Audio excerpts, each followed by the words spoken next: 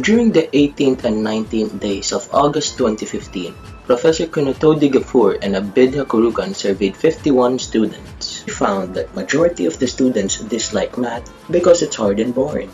But despite this, the students would still like to learn mathematics. But isn't math pretty straightforward? Why is it hard? Well, here's the thing.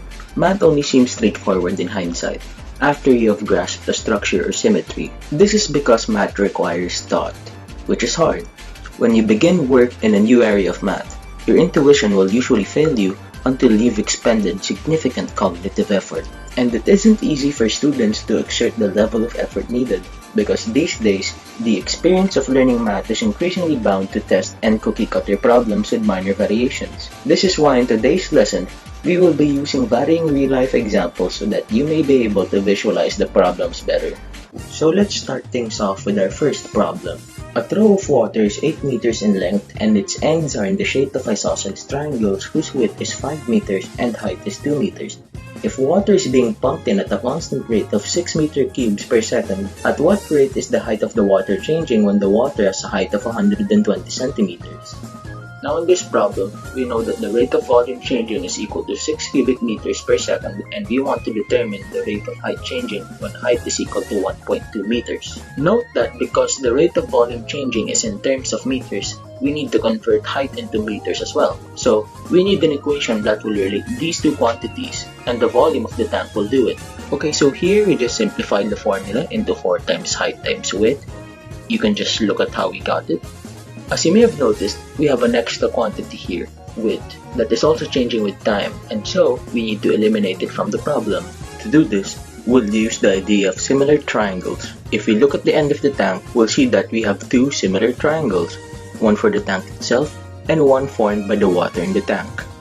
So, with the idea of similar triangles, the ratios of sides must be equal. In our case, we'll use width over 5 is equal to height over 2, which we will turn into width is equal to 5 over 2 times height. Plugging this into the volume gives a formula for the volume and only for this tank that only involve the height of the water, which will be volume is equal to 4 times height times width is equal to 4 times height times 5 over 2 times height, and that will equal to 10 times height squared. We can now differentiate this to get rate of volume changing is equal to 20 times height times the rate of height changing. And now all we have to do is substitution. It's going to look like this, and once we solve it, we are going to get the rate of height changing is equal to 0.25 meters per second. A cylinder filled with water has a 3-foot radius and a 10-foot height. It is drained such that the depth of the water is decreasing at 2.01 feet per second.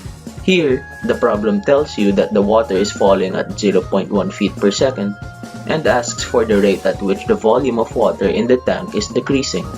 Let's call the height of the water at any given moment y as shown.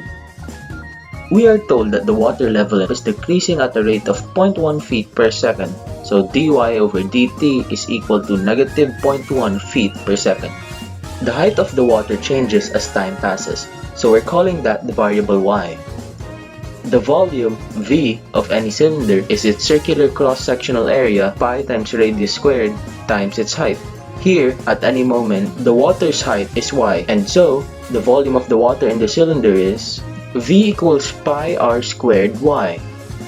Take the derivative with respect to time of both sides of your equation. Note that the cylinder's radius r is constant, r equals 3 feet. So we'll treat it as a constant when we take the derivative. By contrast, the water's height y is not constant. Instead, it changes, and indeed, it changes at the rate of dy dt. At this point, we're just substituting values. The problem told us r equals 3 feet and dy over dt is equal to 0.1 feet per second.